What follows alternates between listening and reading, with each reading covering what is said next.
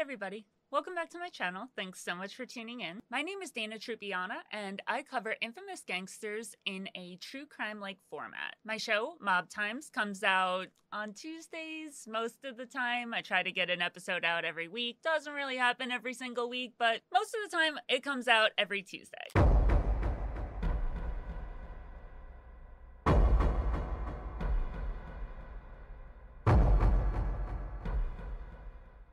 What I want to talk about is Tren De Aragua. Honestly, I had planned on talking about this and just telling you guys that it was kind of an old story. I was going to talk about what happened in Chicago, and I was going to say, hey, this is a really old story, but it happened in between the last time I made an episode and now, so I'm sorry to be going over old topics, but I do want to discuss it.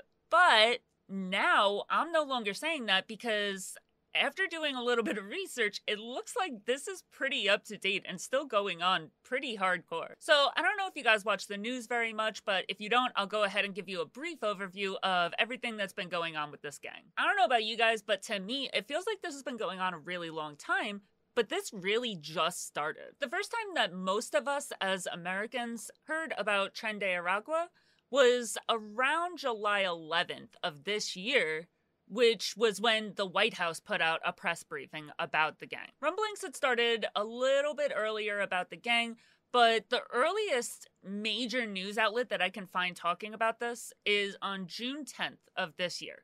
And that was CNN reporting that the Tren De Aragua was currently infiltrating the United States. And that's the first major news network. But it was pretty dismissed and didn't really turn into a huge story. It was reported sporadically by other websites and news stations, but these were kind of lower known brands, these newspapers, these websites. Nobody really knew who they were, and typically when it's a website that people don't really know, not a lot of credence is given to the stories that they put out. It was reported as early as November 9th, 2023 from www.occrp.org. And then it was reported on April 2nd, 2024 by insightcrime.org. Now, before this, the only thing that had really been reported about the gang was that individual gang members had been arrested here and there, that they had been caught at the border, that they had been arrested within the United States, but there really wasn't any concern about the gang infiltrating the United States and attempting to form here in the US. It was just, hey, this is a person that was arrested and they have a connection to this gang, but it wasn't, hey, we're worried about this gang as an organization coming into the United States and forming here. But on July 11th, 2024, this year, President Biden's team got on TV and announced sanctions against Tren De Aragua. And now I'm going to call them TDA from now on because I'm pretty sure I'm pronouncing this name wrong, and I'm not just going to continue to do that over and over again. So we're going to call them TDA, but you know who I'm talking about. It's the Venezuelan gang Tren De Aragua. Again, I'm probably pronouncing it wrong, so I'm going to call it TDA. So now on July 11th, President Biden's team gets on. They say, hey, we're putting sanctions against TDA. And this is kind of the first official explanation of who TDA is that a lot of Americans are getting. They tell us that it's a gang that's made up mostly of immigrants from Venezuela, and the gang is carried over from Venezuela, but specifically from prisons in Venezuela.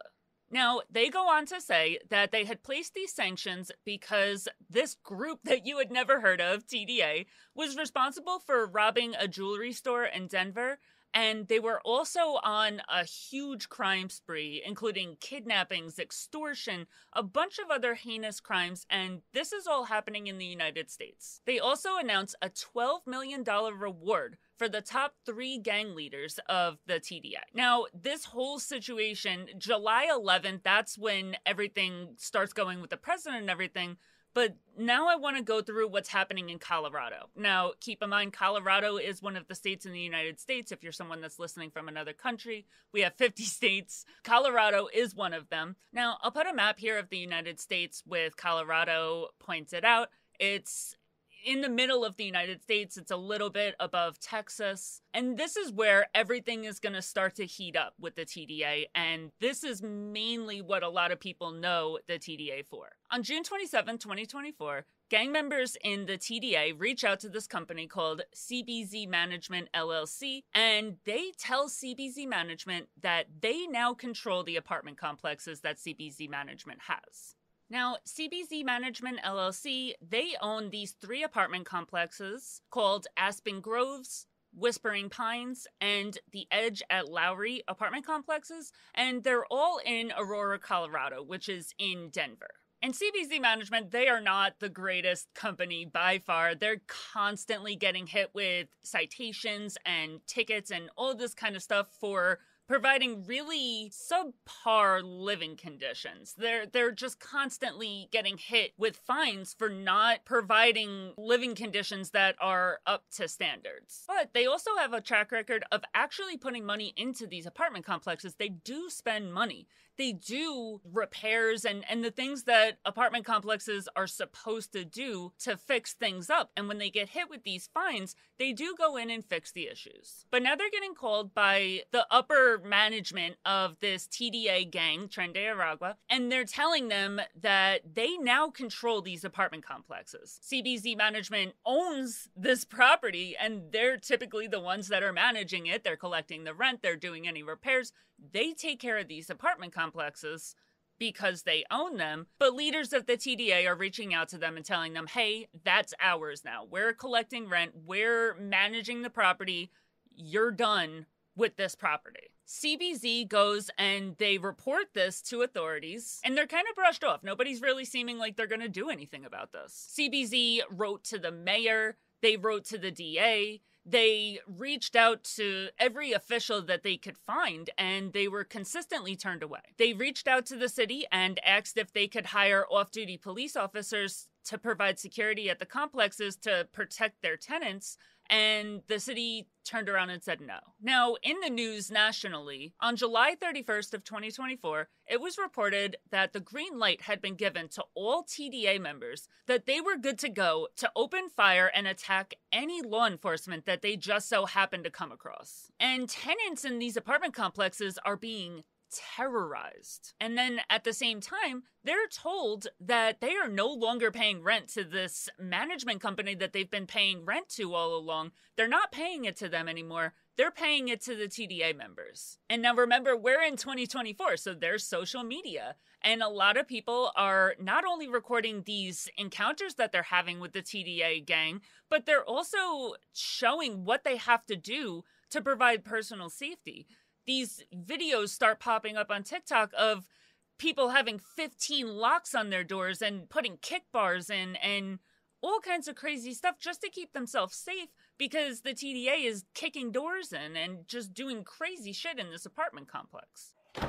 Every day when we come home, we have to do this. Every time we go outside to take out the garbage, every time we try to go to bed at night, we have to keep it like this so nobody can kick in the door. Now, while all of this is going on, the Colorado government's getting on TV and they're saying that this is all a lie. There's no such thing as TDA, and there's especially no such thing as TDA at these apartment complexes, and all of this shit that you're seeing is media propaganda. It's completely made up, and everybody that says anything else is a liar. Video this week from Aurora Police Department shows the officers going door to door at those apartments yesterday. And now Aurora's interim police chief says the gang has not overrun that complex. This comes after officers spoke with residents over the past couple of days. Fox 31's Rachel Sauer joins us tonight with those details.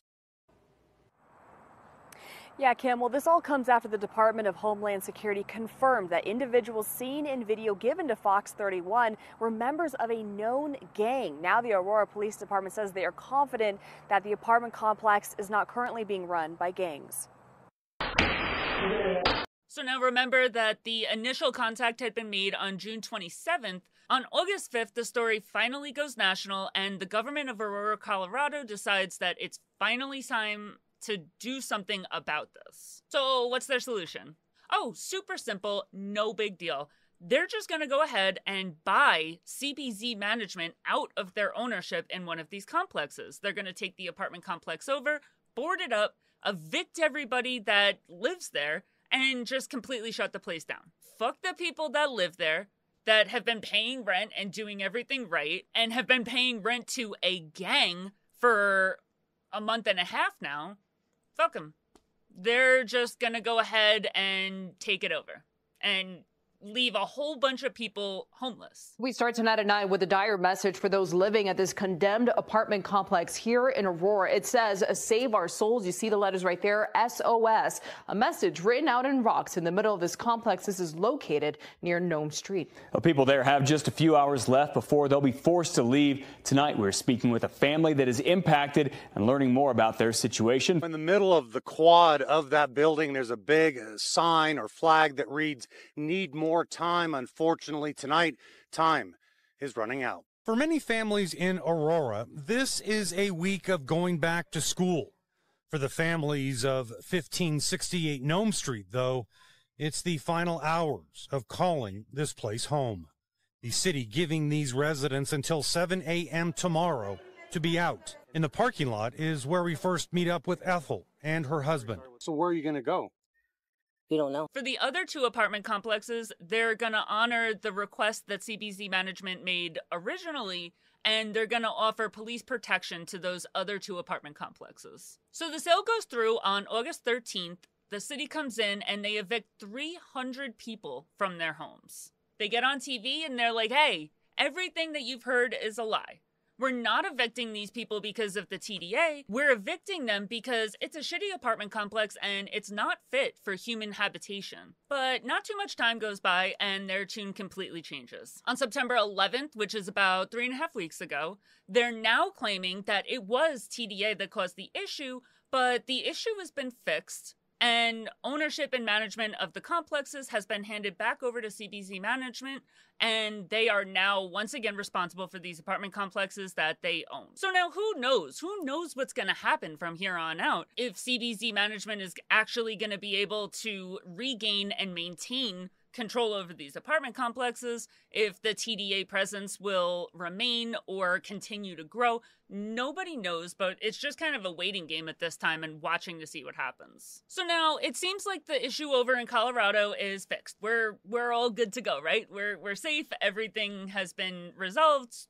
Good to go. Reports start popping up all over the place about TDA taking over an apartment complex in Chicago. And honestly, before I even start going over this story from my own perspective as an outsider, I do gotta say that I absolutely love the way that Chicago handled this. It's exactly the way that I would love to see this be handled if it popped up anywhere. Like Chicago, A++, you guys did it right. So at the beginning of September, I believe September 3rd, TikTok goes wild with the fact that calls come in from a Chicago apartment complex. These calls are coming from residents of an apartment complex, and these residents are telling police that they were woken up around 2-3 o'clock in the morning. The stairwells were blocked off, and that gang members from this TDA gang, the same one that was in Aurora, Colorado, they're now here in Chicago, the murder capital of the U.S. They're going to do the same thing. They're going to take over this apartment complex. People are going to pay rent to them instead of the apartment complex manager. And this now belongs to them. They have motorcycles revving in the courtyard. They're waking people up and dragging them out into the halls, running around the hallways with huge AKs. They're carrying out the same terror shit that they carried out in Colorado. 32 armed individuals identified by witnesses as Venezuelan migrants reportedly took over a Chicago apartment building late last night. According to multiple reports, the group not only trespassed but displayed arms openly in the building's courtyard, accompanied by motorcycles, effectively intimidating residents and potentially taking over the premises. 6124 South King Drive, caller says 32 Venezuelans are trespassing the building, showing guns in the courtyard, and they have motorcycles in the courtyard as well. All stairwells are filled. Nothing further is on. The 911 calls describe the scene as chaotic, with the callers expressing fear for their safety due to the armed presence. Local law enforcement has confirmed responding to the scene at 6124 South King Drive, where the alleged takeover occurred. However, details on the immediate actions taken by the police or the current status of the situation remain sparse, with authorities yet to provide a comprehensive statement on the resolution or the legal status of the individuals involved. This incident follows similar reports from Aurora, Colorado, where concerns over the presence of the Venezuelan gang led to significant law enforcement action, community unrest, and confusion across the country.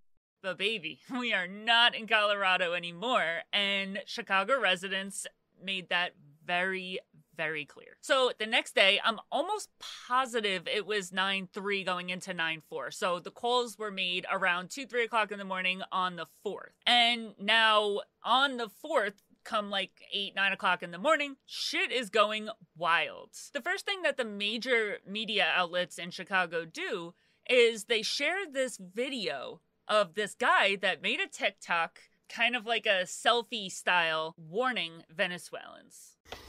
To all Venezuelans in Chicago, this is the warning. If you ain't on no bullshit, stay neutral. Somebody please translate. Stay neutral. If you know somebody that's in your building on bullshit, don't let them run in that building, and don't let nobody see them run in that building. Because once word get out that that's the building that they in, they gonna chop that bitch down. Whatever building, the abandoned building y'all occupying and all that shit, yeah, you better get your food and just stay in the house. Because they come out doing some bullshit, y'all gonna regret that. You're gonna really regret that. So, I don't speak Spanish, so somebody need to translate. I hope they got TikTok that translate, I guess. They can kind of make me seem like I'm speaking Spanish. But anyway, take this like a grain of salt if you like. But this ain't Colorado. This ain't Utah. This ain't none of them places. This is just like where you from. The only difference is y'all use a lot of handgun, old revolvers, and machetes and shit. We got switches. We got switches. If you're not familiar with what a switch is, we will show you. We don't really be with all the telling and shit. But we will definitely show you what a switch is.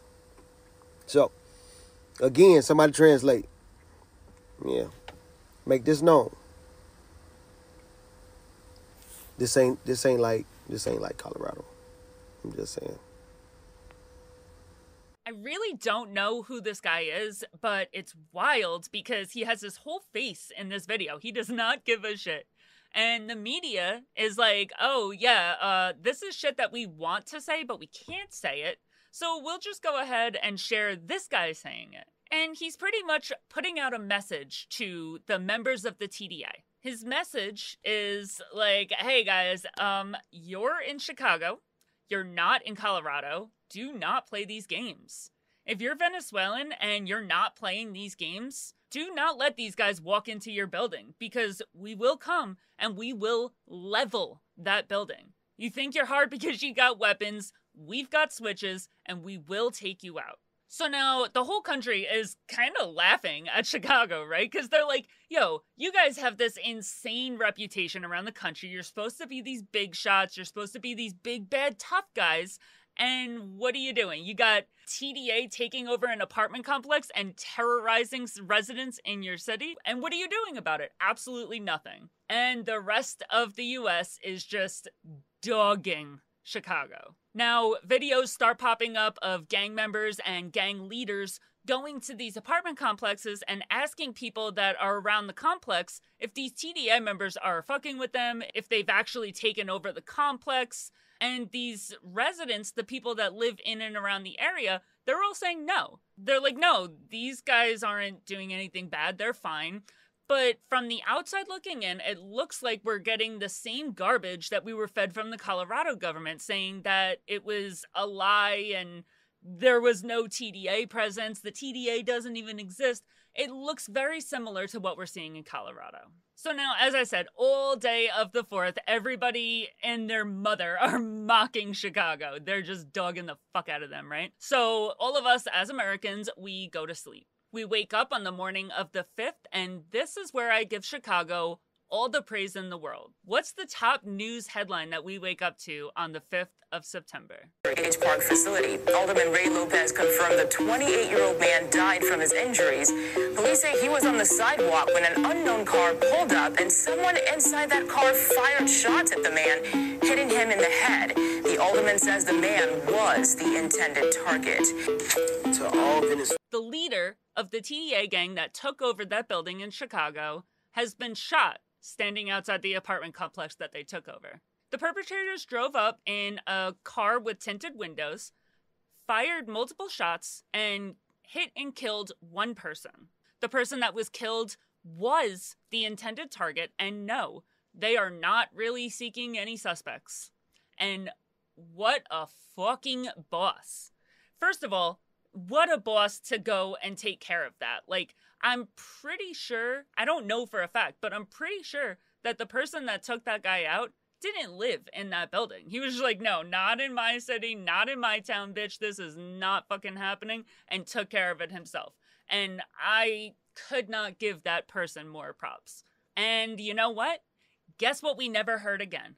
We never heard of another apartment complex being taken over in Chicago. They took care of the problem once and for all. Like, it took one day for Chicago residents to be like, yeah, absolutely not. Absolutely not. And there's protests at the nearby restaurants and gas stations. Oh, the police aren't protecting us, but you're terrorizing apartment complexes, and nobody's going to do anything about it except the gangsters that are going to step in and take care of this problem. And they did. So whoever it was that did that, praise to you, dear sir. I don't condone bad things, but sometimes you gotta do what you gotta do. And watching your fellow Americans that are citizens and paying taxes and paying rent and struggling, watching them be told that there's nothing that anybody's gonna do about the fact that a gang has taken over their apartment complex where they live, and sucks to suck, there's nothing that they're gonna do,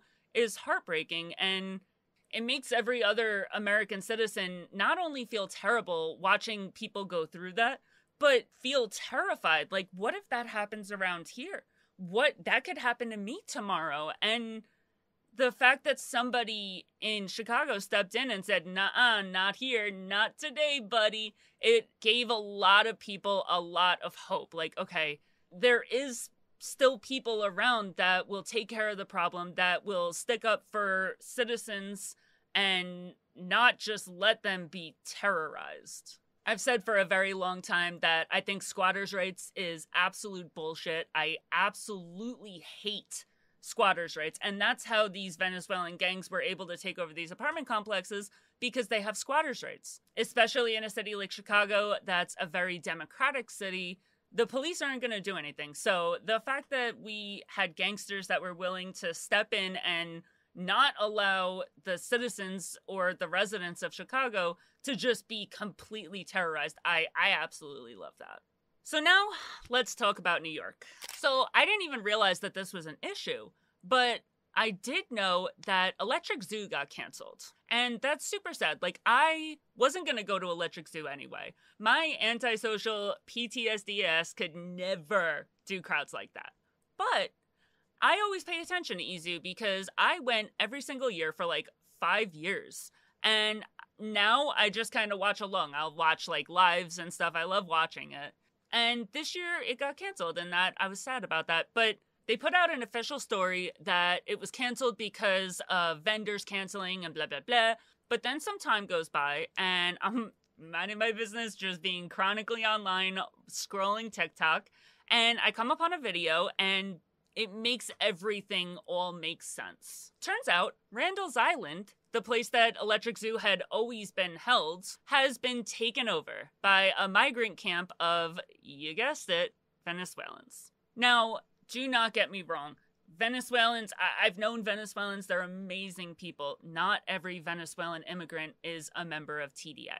And a very few of them are. It's not even like, oh, a majority of Venezuelan immigrants are TDA or are associated or even know them. 99% of Venezuelan immigrants are great people, no relation to TDA, no want or need to do anything other than come to a safer country and be here, and I have no issue with that. But here's the issue. The TDA is using Randall's Island as a recruitment base. They're forcing people who are immigrating into America with no ideas or thoughts or ambitions at all whatsoever to get involved in criminal activity. They're forcing them to get involved with the TDA. They're forcing them to join this gang, and they're threatening their families back home if they don't. And this isn't coming out of nowhere either. They've been taking over migrant and homeless shelters in New York for a while, but the issue is just kind of getting out of hand now. One of the main things that helps them get along and continue to thrive in New York is the democratic laws in the state of New York. And these laws have all but assisted this gang in thriving. For one, when an illegal immigrant has been arrested, the NYPD is not allowed to cooperate with ICE. They're not allowed to let ICE know that they've arrested somebody and that that person is currently in the country illegally. Additionally, the guards that work at these migrant facilities, if something goes down, they're not allowed to call the NYPD. The mayor did a press conference a little bit ago, I'm not really sure exactly when, but he did a press conference and he said that if these people are found to have drugs or guns or anything like that, they're at risk for being subject to a loss of shelter. Not arrested, not given an extremely long prison sentence like any of the US citizens that standing next to them in court would get. No, they would just get kicked out of their migrant shelter. And they're using these migrant shelters, especially Randall's Island, to peddle drugs, guns, weapons, people, everything. And they're getting away with it. They're getting it through these shelters, and it's rapidly getting to the point that there's nothing that anybody, government, police, anybody can do about it. And I just want to say, John Gotti would never let this happen. Never. The New York government made it their sole mission. Number one mission in their mind was to get rid of the mafia, right? Well, Carlo Gambino, John Gotti, Albert Anastasia, Neil Della Croce, hell, even Vito Genovese, none of those guys would have let this happen. But you had to get rid of them, right? They were the bad guys. They were the ones that needed the laws to be made up to put them into jail for the rest of their lives, right? And who made those laws? Who made the RICO laws that took the entire mafia down? Oh yeah, Trump's little puppet boy. But we're not going to go there. We're not going to talk about that at all. We're going to talk about what's happening in New York right now and what's going to continue happening because you took these guys out. Because now what? Now, what are you going to do? Chicago stepped up and they got their other gangs to take care of it. But in New York City, what the hell are we going to do? Yeah, you cleaned up the streets. You got rid of the mafia. But now you're all alone and there is nobody there to help you. Who's going to pick up the pieces now when the cops can't do anything? There was a video that was going around that was making it seem like the Hells Angels were going to Colorado to help clear out these Aurora complexes. And it's sad, but it really looks like the gangs, the mafias, the criminals, they're going to be the only ones that can fix this issue. Thank God that Chicago has people that could take care of it and did. But what do we have here in New York? Like, what's left here? Yeah, police, you cleared up these streets, go you, but now you're all alone. Is there anybody left that gives a shit enough to take care of this? Let's hope so, but I really don't think so. I don't think we do. And unfortunately, New York is not the only place that this looming threat exists. Texas announced that the TDA is being regarded as a Tier 1 terror organization there in Texas. The TDA is popping up all over the United States. And honestly, this may be a scare tactic. It's very possible. It happens a lot. But it also actually seems like this could be a serious issue. You have to wonder what happens. What happens if they dug themselves a hole that they're not going to be able to get rid of because they got rid of all the good criminals. They got rid of the mafia and the criminals that had a moral code. And now you have a whole new batch of criminals that don't. Okay, so I'm really sorry about going on that tangent. I had to talk about this. It's been on my mind nonstop, so I had to discuss with you guys. If you guys have any thoughts on it, please let me know.